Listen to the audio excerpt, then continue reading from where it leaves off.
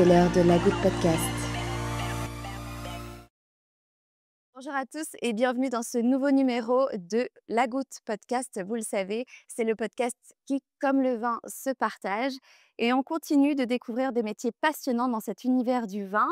Aujourd'hui, on va découvrir le métier de courtier en vin avec Jean-Luc Kirstner. Bonjour Jean-Luc. Voilà, salut Vanny. Tu es donc courtier en vin. Oui. Tu as une histoire avec le vin qui est un peu plus complexe, on va en parler dans quelques minutes. Mais d'abord, si tu le veux bien, j'aimerais que tu nous donnes la vraie définition du métier de courtier en vin. Alors, le courtier en vin, c'est l'entremetteur qui essaye ou qui va mettre d'accord les gens, les producteurs, tous les acteurs du vin, ce soit les négociants, les producteurs, la grande distribution, pour trouver les volumes, les prix et les qualités que chacun Et recherche. c'est un métier de médiateur? Oui, c'est médiateur, quelquefois ça ressemble un petit peu à de la bourse parce qu'il faut connaître chaque prix, chaque cépage, ça dépend des régions. Ça peut être un œil de perdrix de Neuchâtel, un œil de perdrix du Valais, c'est un chasselas de Saint-Saphorin, un chasselas de Genève. Et puis, il faut connaître les prix, connaître un peu les volumes qui existent sur le marché. Comment il se porte le marché du vin suisse en ce moment? Alors, on a connu 2 très belles années avec le millésime 2022-2023. Et puis là, aujourd'hui, avec la consommation, l'état des stocks, on est dans une période nettement plus tendue aujourd'hui pour se mettre d'accord sur les prix et les volumes. On parle aussi d'un changement de consommation, tu le ressens ou pas que l'alcool, le vin notamment? Alors ouais, c'est statistique. Mhm. Euh, Moi, je suis dans le vin depuis une trentaine d'années. J'ai commencé en 1993. Il se consommait 100 millions de litres de vin suisse environ. 10 ans avant, ils se consommaient 130 millions. Et puis en 2023, j'ai pas encore les chiffres 2024, ils sont pas sortis. Et la consommation, elle était de 84 millions de litres, donc Ah ouais, ça baisse. avec les mêmes hectares. Ouais. Donc là, il y a une très forte pression sur la production. Et tu l'expliques comment, toi? C'est quoi le changement de mentalité de... Changement de mentalité, nos enfants boivent moins. Peut-être, comme papa, je suis content, de dormir un petit peu mieux Mm. que mes parents eux-mêmes quand on sortait. Il y a plus de salles de sport qui se sont construites que de nouvelles caves. Enfin voilà, l'air du temps change, les gens boivent un peu moins d'alcool en général et puis, on doit s'adapter. Et pour ceux qui continuent de boire, justement, quels sont Mmh. les cépages qui ont la cote en Suisse? Bon, forcément le chasselas, Mm. c'est Là, on est au bon endroit en même voilà, temps. voilà, voilà, voilà, ici dans cette région-là, mais dans toute la Suisse en général, le chasselas a toujours sa place dans le marché. C'est d'ailleurs les plus gros volumes du courtier. Les pinots noirs également, avec la déclinaison en rosé pinot noir, œil de perdrix. Ça reste les cépages principaux. Après, il y a 1 million j'exagère un petit peu, de cépages différents où suivant les années, il y a un peu plus de recherche, un peu ou un peu moins. Les prix peuvent vite changer de 30 à 40 d'une année à l'autre. Mais le gros du business, ça reste nos cépages traditionnels, Les classiques qu'on les connaît tous. classiques, chasselas, pinot noir, gamay. Mmh. Et alors, pour le vin en Suisse, on connaît, c'est, voilà, la quasi-totalité du vin, en fait, il est suisse, il est consommé en Suisse. Mmh. Et est-ce qu'à l'étranger, il y a une petite marge de progression? Comment ça se passe pour le vin? Ça serait mon rêve. Ça serait mon rêve. Les vins suisses, il y a moins d'1 % des volumes de vins suisses qui sont exportés. C'est peu. Un peu par notre faute. Oui, par la faute de la profession, parce qu'on dit toujours qu'on n'en fait pas beaucoup. Mmh. Et puis c'est faux. En vérité, on aurait bien des volumes, pour attaquer, les marchés étrangers. Après, il y a des niveaux de prix quand même qui sont largement différents, des niveaux de salaire, du personnel. Donc, aller se battre sur les marchés étrangers, c'est extrêmement compliqué. Un vin d'Espagne aujourd'hui, un vin blanc d'Espagne, c'est 52 centimes le litre d'euros. Mmh. Un vin suisse, si on aimerait que le vigneron, gagne un peu sa vie, il faudrait au moins qu'il ait 3 francs du litre. Dans d'autres régions, il faudrait au moins qu'il ait 6,50 francs. Donc c'est compliqué l'export. D'après tout ce que j'entends depuis le début de mes entretiens, justement, oui, le vin suisse sur l'entrée de gamme, bon, il peut pas trop rivaliser avec ses Non. voisins. Mais par contre, sur le vin haut de gamme, il n'est pas forcément plus cher, au contraire que Non. les vins de dites-moi. Qualitativement, je pense que les vignerons suisses, ils ont de quoi d'être super fiers. Mmh. Ils font des vins, de haute qualité, qui ont un standard élevé et puis finalement avec, des prix de vente qui sont pas très chers, quoique, peut-être 20 des gens vont trouver que c'est beaucoup trop cher pour ce que c'est le vin suisse. Non, c'est totalement faux. C'est hyper complexe, de la production suisse. Les coûts de production sont énormes. Mmh. Suivant des régions, je me demande encore comment, Et ils tiens, font. ouais. Voilà, mais non, le prix du vin, suisse est tout à fait acceptable à mon goût et voilà, ils font du bon travail. Bonjour Patrice, Salut Vanny, merci de me recevoir ici au Chai. heureux. Alors, tu es propriétaire du Chai du Baron depuis 2015. Donc, je pense que légitimement, tu es la meilleure personne pour nous présenter l'endroit. Tu nous racontes un peu ce qu'est le Chai du Baron? Le Chai du Baron, bon, déjà, c'est un vieux bâtiment. Je vais parler d'abord du Chai, hein. C'est un bâtiment qui date depuis 1700. À la base, c'était une fabrique de draps. On est à côté d'une rivière. À l'époque, ben, ils arrivaient à capter la force hydraulique pour faire tourner des machines à tisser qui fabriquaient des draps, des habits d'armée et tout ça. Ensuite, début du siècle, c'est vu que c'était un gros bâtiment, c'est devenu un c'est devenu un arsenal, ensuite un dépôt de fruits. On se situe à Bramois, qui est sur la commune de Sion, et avec une grande activité arboricole. Alors pendant longtemps, c'était un dépôt de fruits, et depuis les années 80, l'affectation a été changée et c'est devenu une cave. Qu'est-ce que vous faites justement au Chai du Baron? Il y a plusieurs vins. Est-ce que tu peux nous les présenter? Alors déjà, 2 gammes. Mhm. La gamme, chez du Baron, c'est pas un concept, j'ai la chance d'avoir, 20 hectares de vignes. Mhm. J'ai la chance d'avoir des super vignobles et puis avec des beaux terroirs, et je crois aux vins de terroir, et avec la gamme chez du Baron, c'est chaque fois une vigne qui fait un vin. Par exemple, j'ai le Fendant de Sion, c'est mon domaine qui est à Urier, qui est vraiment sur ces grosses terrasses, et j'essaie c'est un Fendant vieille vigne, c'est des vignes qui ont plus de 60 ans, et j'essaie vraiment de respecter le terroir et puis que ce soit une expression. Alors ça, c'est ma gamme chez du Baron. Et ensuite, quand j'ai repris la cave, hein, justement en 2015, ça fait 10 ans maintenant, ce Mhm. sera mes 11e vendanges, et j'ai voulu créer quelque chose aussi à mon image. J'ai créé une gamme qui s'appelle Léon. En vérité, mon grand-père s'appelait Léon, et j'ai eu la chance d'avoir le nom de mon grand-père. Je m'appelle Patrice Léon. D'accord. Et je voulais faire quelque chose qui soit un peu plus fun. J'aime bien dire toujours être sérieux sans jamais se prendre au sérieux. Et j'ai voulu lancer cette gamme qui s'appelle simplement Léon. Et c'est une série de vins qui sont, comment dire ça, là j'assemble des terroirs. J'essaie D'accord. plutôt d'aller sur le fruit, et on s'amuse. Déjà, on a cassé les codes couleurs.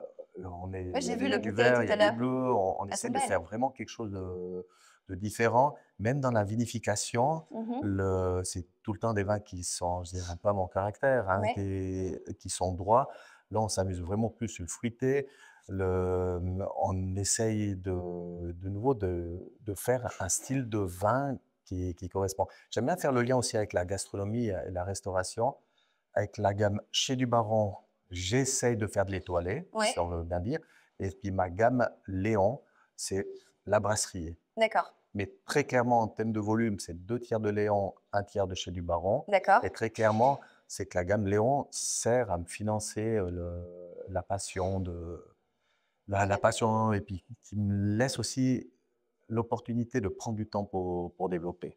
On n'est pas un énorme exportateur de vin en Suisse. Au contraire, le vin, il est consommé dans le pays. Dans le pays, problème de pouvoir d'achat, on a des vins qui sont quand même relativement chers. Si on parle de rapport qualité-prix, Mhm. on est bon, mais on n'a pas encore comment dire ça, cette culture, cette coutume, surtout cette reconnaissance.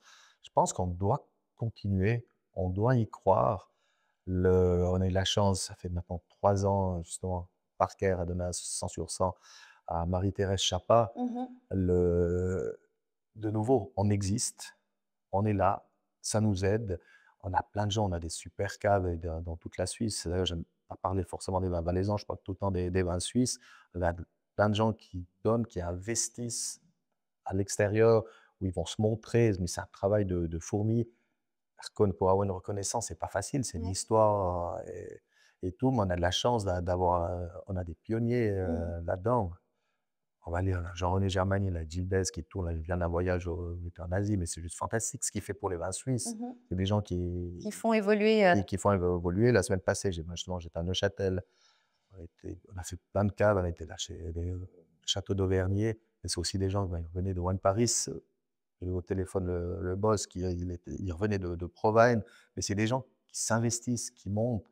Alors, rester en Suisse, c'est facile, mais Mmh. c'est vrai qu'on doit tout le temps avoir cet œil sur l'étranger pour essayer de promouvoir. Et là, on a vraiment une carte à jouer. Sur mes vins d'élevage Mmh. en barrique, je me suis tout le temps concentré sur les cépages internationaux. C'est Mmh. pas que j'ai honte de mes cépages valaisans, Mmh. loin de là. Mais mon but, c'est de pouvoir se comparer aux grands vins du monde. J'ai un chardonnay barrique, ben je m'inspire beaucoup, j'adore les vins bourguignons. C'est de faire un vin qui soit cristal, frais, Mmh. beaucoup de, comment dire ça, de minéralité, avec un élevage, pour se comparer à ces références mondiales. Et puis dans les rouges, j'ai un assemblage rouge qui est un Bordeaux Blend. Bordeaux, c'est un assemblage de vins. Bordeaux, c'est Merlot, Cabernet Franc, Cabernet Sauvignon. Et ce vin qui a fait ses preuves mondialement, ça reste pour moi, c'est l'église au milieu du village, Bordeaux. Mais une partie de l'Italie s'en est inspirée. D'ailleurs, toute Mmh. la région de Bolgheri ont planté ces cépages. Et donc, on parle de ces vins, on peut se comparer. Ben, mon petit vin qui s'appelle la réserve, on pourra le comparer. Mmh. C'est fait avec les mêmes cépages qu'un vin de Bordeaux ou de Bolgheri ou ben, justement dans le Nouveau Monde. On peut se permettre de comparer et surtout de se mettre avec des terroirs différents, des ensoleillements différents. Et à la fin, on voit de nouveau, c'est des vins que c'est un peu plus de 30 francs. On a vraiment un super rapport qualité-prix. Et ça a été mis en dégustation comme des vins qui valaient beaucoup Mmh. plus cher que 200 francs. Des dégustations à l'aveugle, on est de loin de pas ridicule. Alors, croyons, visons il faut aller tout en haut, visons la lune, au Exactement, pire on sera dans les étoiles, hein, comme on dit. exactement. Bonjour Chantal, Salut, merci de me recevoir dans cet endroit magnifique. avec plaisir, bienvenue au domaine de Tilleul. Est-ce que tu peux nous expliquer ce qu'on a derrière nous? Alors on a le château de Bufflan, qui est un petit peu le monument quand même emblématique de notre région. Et puis au loin, on voit aussi un petit peu le domaine de Bufflan-Château, le lac Léman, et puis là on voit peut-être juste pas, mais le Mont Blanc C'est est pas magnifique. bien loin. Dans le spot, il y a pire comme spot Ah oui, alors on va travail. dire. Voilà, Parce que on se plaint justement, pas. on va parler un petit peu du domaine des Tilleuls, pardon. Toi, tu es né dedans, hein, c'est l'histoire en fait de ton enfance aussi, la vigne. Oui. Est-ce que malgré le fait que ce soit depuis l'enfance, pour toi, c'était vraiment une évidence de travailler dans ce monde-là? Alors non, pas du tout. Au début, pour moi, la vigne, c'était une punition du mercredi après-midi. C'est vrai? Non, mais bon, voilà, quand on est enfant, c'est vrai que c'est pas forcément toujours un plaisir. On a toujours aimé la période des vendanges, on a toujours été un petit peu à la vigne aussi avec nos parents. Quand ils allaient faire les effeuilles, on était souvent en train de jouer dans la forêt ou dans les vignes autour. Ça, c'est des super souvenirs. Après, c'est vrai que quelquefois, on a dû aller tirer des bois l'hiver. Alors, c'était moins sympa, mais vraiment peu. Après, c'est vrai qu'arrivé à l'adolescence, je me suis plutôt tournée sur le côté cave. Donc, j'ai fait un apprentissage de caviste D'accord. pendant 3 ans. J'ai eu beaucoup de plaisir. Et puis, j'ai continué avec l'école de Changin, avec le brevet, le diplôme de l'école de Changin. Et à ce moment-là, comme j'étais dans le secteur cave, je cherchais du travail. J'en trouvais pas forcément. Puis mon papa était embêté ici sur le domaine, il lui manquait une personne. Donc pendant mes études, j'ai pu travailler ici. Et j'ai découvert en fait que moi, personnellement, j'avais beaucoup d'attaches pour la vigne, le travail, de voir vraiment D'être sur le terrain. voilà, d'être sur le terrain. Donc j'ai après encore refait un CFC de viticultrice qui me permet d'avoir vraiment un bagage assez intéressant pour notre milieu, quoi. J'ai cru comprendre que tu avais aussi une casquette de sportive Ah oui, ça, avec oui, mais ça c'est l'aviron. notre vie. C'est une autre vie.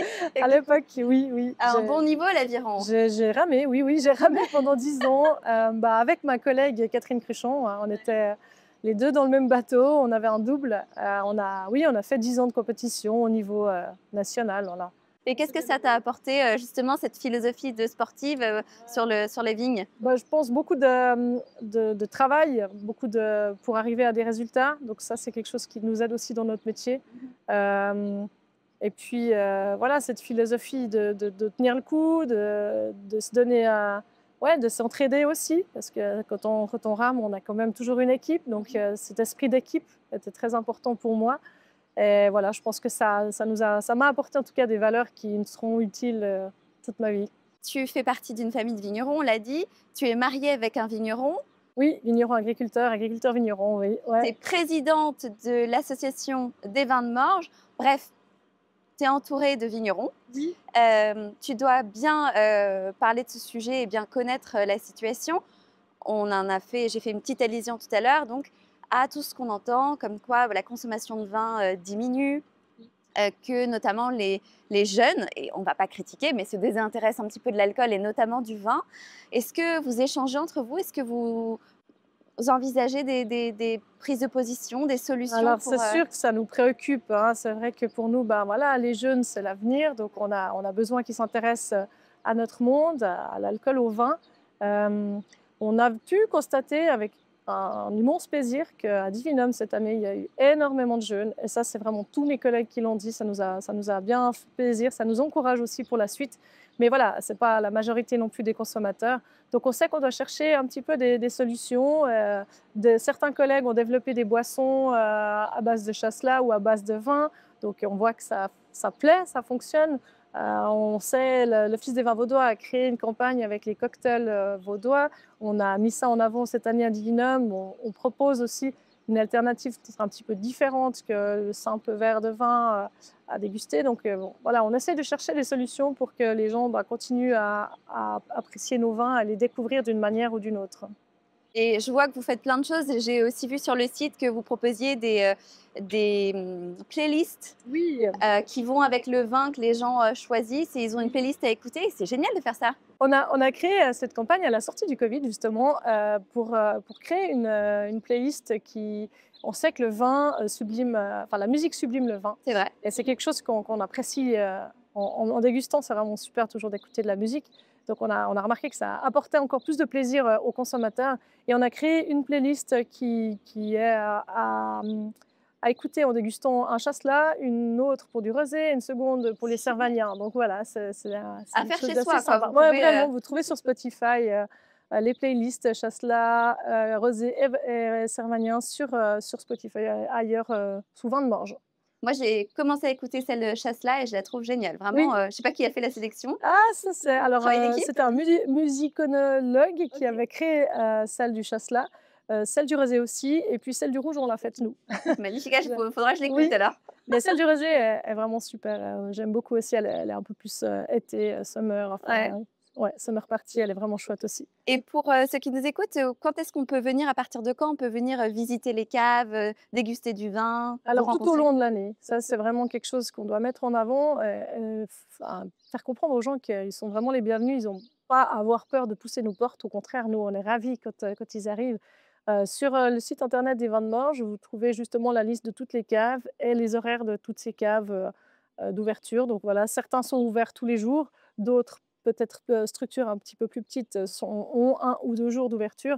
Mais vraiment, n'hésitez pas à venir rencontrer les vignerons chez eux, parce que c'est vraiment là que les échanges sont les plus beaux. Et puis ça change vraiment la façon de déguster le vin, quoi, l'approche qu'on Oui, en c'est a. sûr. Oui, oui, déguster le vin dans le cadre du vigneron, avec les gens qui ont fait le vin ou qui entourent, ou même pouvoir peut-être parfois visiter les caves. Ça, c'est quelque chose qui fait partie de notre métier, qu'on apprécie faire, et qu'on encourage vraiment les gens à oser pousser ses portes et venir chez nous. On va découvrir une autre facette encore dans l'univers du vin, celle des étiquettes. Oui, celle qui se trouve sur la bouteille de vin. Je me trouve en Valais et on va découvrir la belle impression avec Frédéric Viat. Bonjour Frédéric. Bonjour Vanny, Merci de me recevoir ici. mais avec grand plaisir. Toi qui es spécialisé du coup dans les étiquettes, dans l'imprimerie, c'est quoi le secret d'une belle étiquette de vin? Ouh, alors ça, non mais c'est une bonne question. Déjà de un, c'est les goûts et les couleurs. Une étiquette te plaît ou te plaît pas. Un jour, un vigneron m'a dit, on est tous des buveurs d'étiquettes, et je pense qu'il a entièrement raison, Ouais. parce que finalement, où qu'on soit dans le monde, ou même en Suisse, dans un supermarché, dans une grande surface, dans une onothèque, qu'est-ce qui nous attire? C'est l'étiquette. Ouais. Voilà. Et c'est tellement subjectif. Donc, c'est très, très difficile à dire qu'est-ce qui est une belle étiquette. Une étiquette qui va me plaire ne te plaira peut-être pas forcément. Par contre, je pense que le rapport entre le produit, l'émotion du vigneron, pour parler du vin, l'émotion du vigneron et l'étiquette, si c'est vraiment quelque chose qui est en symbiose, ça donne une belle étiquette. Et je pense qu'une belle étiquette, c'est vraiment une étiquette qui transpire l'émotion que veut donner le vigneron à son vin. Est-ce que, il y a une étiquette, dont tu es particulièrement fier, qui te vient en tête, où tu te dis: «Waouh, c'est une belle réalisation qu'on vient de faire»? Oui, j'en ai une là d'ailleurs, je dirais même deux, qui sont assez extraordinaires. Elle est magnifique. Donc c'est une étiquette, totalement, en dehors des stéréotypes. Et alors raconte, cette étiquette, ça doit être très, très compliqué à faire? Ouais. C'est assez compliqué à faire. Effectivement, c'est une étiquette qui a déjà la matière en elle-même, c'est une matière noire, c'est-à-dire un papier noir teinté dans la masse. C'est tendance le noir, j'ai l'impression, non, sur les étiquettes de vin? Oui, de plus en plus. Oui, effectivement, ça revient un petit peu. C'est très, très cyclique, en fait, les modes sur les étiquettes de vin. Et là, le noir revient, effectivement, ouais. Effectivement. Et sur ce papier noir, on a fait une sérigraphie brillante pour faire un ton sur ton, comment dire, reproduire un petit peu ces veines. Et le cab 3, c'est de la dorure à chaud en dorure galbée, c'est-à-dire qu'on va faire la dorure et le gaufrage en même temps. Le gaufrage, c'est donc ce qui donne du relief à l'étiquette. OK. C'est un sacré pari pour un vigneron de faire des étiquettes, originales comme ça. Est-ce que tu as vu, des changements concrets sur, je donne cet exemple parce que la bouteille est devant moi, mais un changement d'étiquette qui a vraiment mais bouleversé les ventes, du vin, qui a changé, l'image que les gens avaient du vin? Tu as déjà observé Alors, ça? euh, peut-être pas changer l'image que les gens ont du vin, mais en tout cas bouleverser la vente, oui. Si le travail est bien fait, effectivement que on le dit, hein, il y a peut-être une perte la première année dans les ventes parce que la clientèle est habituée à l'ancienne étiquette et le temps que voilà que cette clientèle-là retrouve ses marques dans la nouvelle étiquette, un petit peu une perte la première année. Par contre, les années d'après, oui, clairement, il y a des augmentations de ventes qui sont assez fortes, hein. Et pour les vignerons, on sait que c'est pas toujours évident, les productions en Suisse sont très fluctuantes, les années sont toujours différentes. Est-ce que, du coup, tu disais que vous avez cette force de réactivité, de pouvoir imprimer au dernier moment ou en tout cas, voilà, de pas prévoir sur 1 an, mais de faire un peu du courte durée. Hem, Est-ce que maintenant le critère, financier, c'est vraiment un critère pour faire les étiquettes? Les gens disent: «Bah, écoutez, j'ai tant de budget, je peux pas aller plus haut ou je peux pas aller plus loin» ou non, les vignerons ont encore du budget? Ça reste encore, oui, oui, il y a quand même un sujet quand même là-dessus, effectivement. Mais il y a un élément dont il faut avoir connaissance, c'est qu'une étiquette va te coûter cher. Moins tu en fais, plus elle te coûte cher, l'exemplaire. Plus tu en fais, plus le coût de l'étiquette diminue. Alors effectivement, il y a deux problématiques. La première problématique, c'est au niveau du marché à l'heure actuelle, hein. Le marché, on le voit, on le sent, le monde viticole est très, très tendu. Il y a quelques années en arrière, il y avait une, deux mises en bouteille, peut-être trois mises en bouteille par année. Maintenant, c'est des mises en bouteille ponctuelles parce qu'il y a une crainte, en fait. Le Covid n'a pas aidé, effectivement. Il y a une crainte de fermeture de restaurants, voilà, de chute tout à coup de vente. Vaut mieux garder son vin en cuve pour le valoriser que de l'avoir en bouteille et pas vendre les bouteilles. Bien sûr. Voilà, donc ça, c'est clairement une tendance. Maintenant, au niveau du coût, oui, il y a un regard sur le coût, mais j'ai envie de dire que c'est un domaine où c'est extrêmement relationnel. C'est-à-dire que le coût, c'est une chose, mais il y a la relation que nous, on peut avoir avec les vignerons, avec nos clients.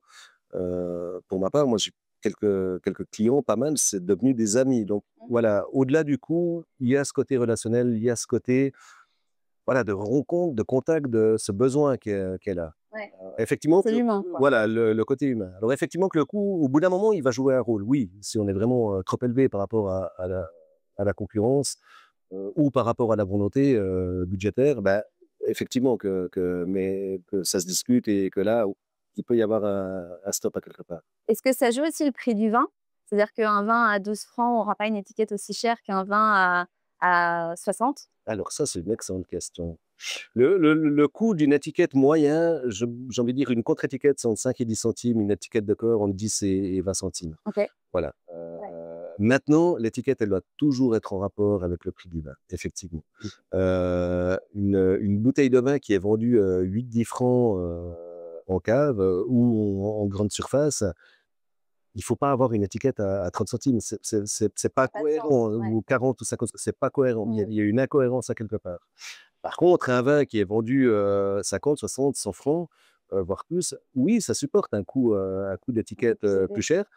Mais d'autant plus qu'en général, un vin qui est vendu cher, c'est un vin comment dire, de rareté. C'est Mm. pas, voilà, on trouve Mm. peu de bouteilles, donc automatiquement, il n'y a plus d'étiquette. Automatiquement, le coût de l'étiquette va C'est coûter plus plus cher cher. pour un gros vigneron. Celui qui a du budget, c'est pas bête de faire de très belles étiquettes sur des bouteilles de vin pas chères finalement, parce que ça monte un peu en gamme alors que le prix finalement est bas.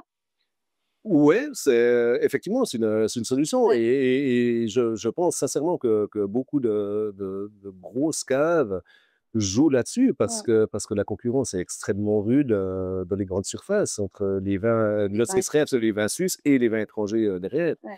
qui eux ont des étiquettes qui sont assez extraordinaires. Ouais. C'est vrai qu'il y a des ennoblissements qui sont magnifiques. Ouais, c'est vrai.